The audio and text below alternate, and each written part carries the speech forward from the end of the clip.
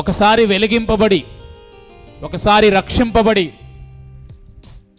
మరలా తప్పిపోవడం అనేటువంటిది చాలా భయంకరమైనటువంటి స్థితిగా మనము ధ్యానించాం. ఎంతోమంది నేటి కాలంలో వారు భూమి మీద శరీర రీతిగా బ్రతికి ఉన్నప్పటికీ వారు దేవుని దృష్టికి మృతులుగా ఉంటున్న వారున్నారు.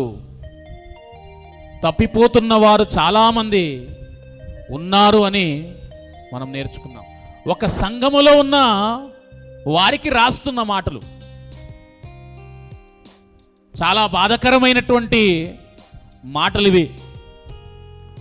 అలాంటి మాట మన పట్ల దేవుడు ఎప్పుడు అనకూడదు. ఒక తండ్రి తన కుమారుణ్ణి లేదా తన కుమార్తెను చూసి నువ్వు ఉన్నా నాకు లేనట్లే అనే మాట ఎప్పుడు అనేలాంటి పరిస్థితి తెచ్చుకోకూడదు. దేవుడు అందుకే సంఘాన్ని చూసి అంటున్నమాట, జీవించుచున్నావన్న పేరు మాత్రం ఉన్నది కానీ నీవు మృతుడవే. అందుకే వీరంతా ఎవరు అంటే మృతులైన సజీవులు. బ్రతుకున్నప్పుడే దేవుడు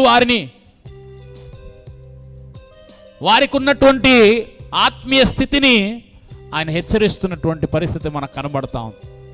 కనుక దేవుని వారలారా, మనం ఎప్పుడు కూడా తప్పిపోకూడదు.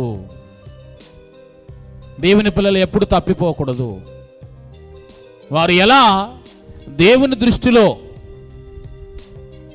వారు ఎప్పుడు కూడా జీవము కలిగిన వారై ఉండాలి. బ్రతుకున్నవారు మృతులుగా ఉన్నవారు ఎలాగైతే అనేకులు ఉన్నారో, కానీ చనిపోయినా బ్రతికున్న వాళ్ళు ఉన్నారంట. ఈ భూమి మీద వారు చనిపోయిన వారి లెక్కలో ఉన్నారు, కానీ దేవుని దృష్టిలో మాత్రం వారు సజీవులుగా ఉంటున్నారు. మనందరము అలాంటి వారి వలె ఉండాలని దేవుడు ఇష్టపడుతున్నాడు. మనం ఈ భూమి మీద బ్రతికిన కాలము, ఈ భూమిని విడిచిన కాలము తర్వాత కూడా మనం బ్రతికున్న వారి లెక్కలో ఉండాలి. మనం దేవుని దృష్టిలో సజీవులుగా ఉండాలి. అందుకే ఈ పాఠం, అందుకే ఈ వాక్యం. నిజంగా అలాంటి వారు ఉన్నారా?